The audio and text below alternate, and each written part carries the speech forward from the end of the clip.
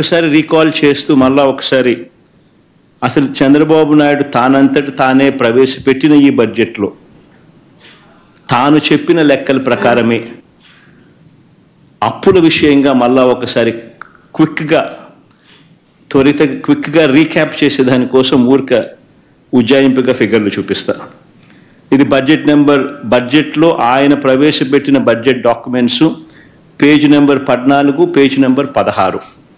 ఈ 2 పేజీలు ఒకసారి చూసినట్టయితే ఆయన ప్రవేశపెట్టిన ఈ బడ్జెట్ డాక్యుమెంట్లోనే రాష్ట్రానికి సంబంధించిన అప్పులు 2018-19 సంవత్సరం అంటే తన చివరి సంవత్సరం నాటికి తాను చూపించిన బడ్జెట్ డాక్యుమెంట్ ప్రకారమే అప్పులు 2,57,700 కోట్లు తాను దిగిపోయే సమయానికి అప్పులు ఉన్నాయి అని తానంతటి తానే చూపించాడు. అంటే పబ్లిక్ డెట్ అవుట్ స్టాండింగ్. అదే మాదిరిగా పేజ్ నెంబర్ 16లో అదే 2018-19కి సంబంధించి గవర్నమెంట్ గ్యారంటీ ఇచ్చిన అప్పులు కూడా లెక్కేసుకుంటే ఎంత అంటే తానంతటి తానే 55,000 కోట్లు అని చెప్పి తానే తేల్చాడు. 2 కలిపితే రాష్ట్ర ప్రభుత్వానికి చంద్రబాబు నాయుడు దిగిపోయే టయానికి ఉన్న అప్పులు 3,13,000 కోట్ల రూపాయలుగా 3,13,000 కోట్లు అంటూ చంద్రబాబు నాయుడు గారు తాను స్వయంగా ప్రవేశపెట్టిన బడ్జెట్ డాక్యుమెంట్స్లో తానే తేల్చి చెప్పాడు.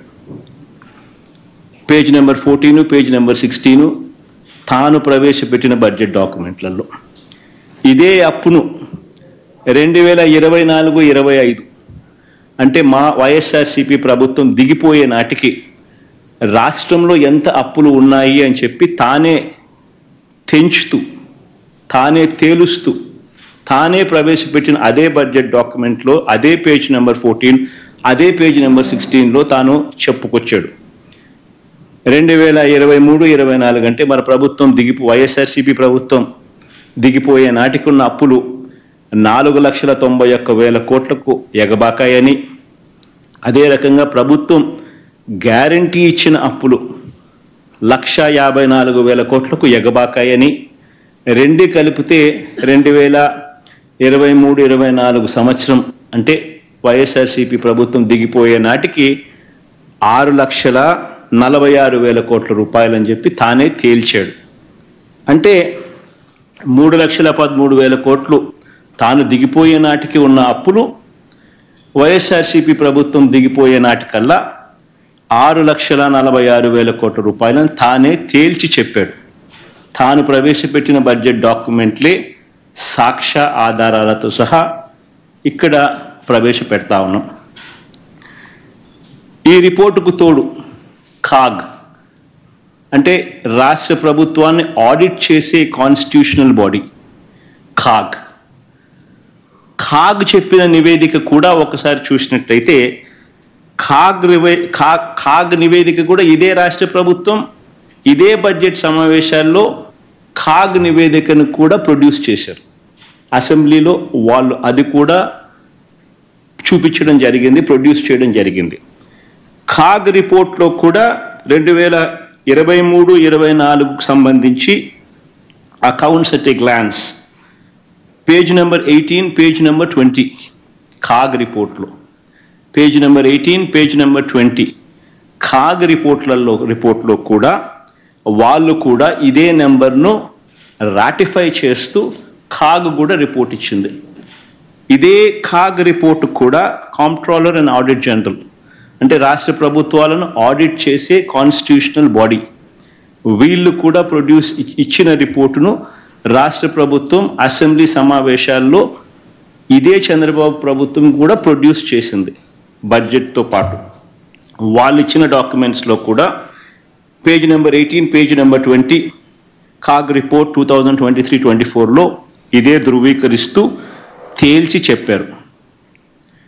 మళ్ళీ నేను ఇదే క్వశ్చన్ క్వశ్చన్ అది కూడా ఆ రిపోర్ట్ కూడా మేము ముందర ఉంచడం జరిగింది.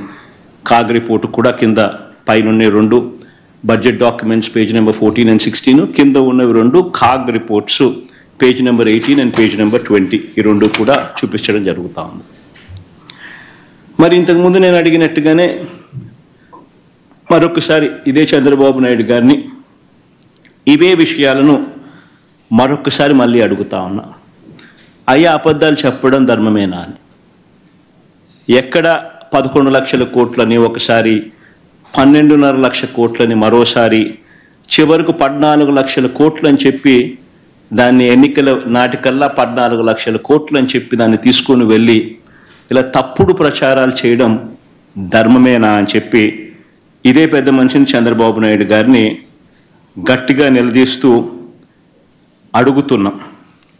ఇదే మాదిరిగానే చంద్రబాబు నాయుడుకి సంబంధించిన తన ఎల్లో మీడియా ఇదే దుష్ప్రచారాన్ని కొనసాగిస్తూ ఏ రకంగా ఒక వ్యవస్థీకృత ఒక ఆర్గనైజ్డ్ క్రైమ్ ఎలా చేస్తారు అనేది ఇంతకుముందు కూడా చూపించిన. అంటే వ్యవస్థీకృత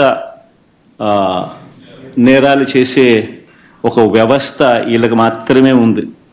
ఒక పద్ధతి ప్రకారం ఒక గోబెల్స్ ప్రచారంలో భాగంగా వాళ్ళకి సంబంధించిన ఎల్లో మీడియా అంటే ఓ ఈనాడు, ఓ ఆంధ్రజ్యోతి, ఓ TV5 వీళ్ళకు తోడు ఏ రకంగా వీళ్ళు ఉంటారు, ఏ రకంగా చంద్రబాబు నాయుడు ఉంటాడు, ఏ రకంగా ఓ దత్తపుత్రుడు ఉంటాడు, ఏ రకంగా వీళ్ళకు బీజేపీ పార్టీలో కూడా వీళ్ళకి సంబంధించిన మనుషులే అక్కడ కూడా ఉంటారు. వాళ్ళు కూడా ఏ రకంగా అందరూ కలిసి ఒకే కోరస్గా ఏ రకంగా అబద్ధాలకు రెక్కలు కట్టి ప్రచారం చేస్తారు, ఒక వ్యవస్థీకృత క్రైమ్ ఏ మాదిరిగా చేస్తారు అని చెప్పి మీకు ఇంతకు ముందు కూడా విపులంగా కూడా చెప్పడం కూడా జరిగింది.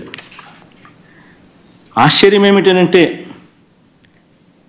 చంద్రబాబు నాయుడు గారు తన గుండెల మీద తాను చేతులు వేసుకుని తాను ప్రజలకు సమాధానం చెప్పాల్సిన విషయం ఇది.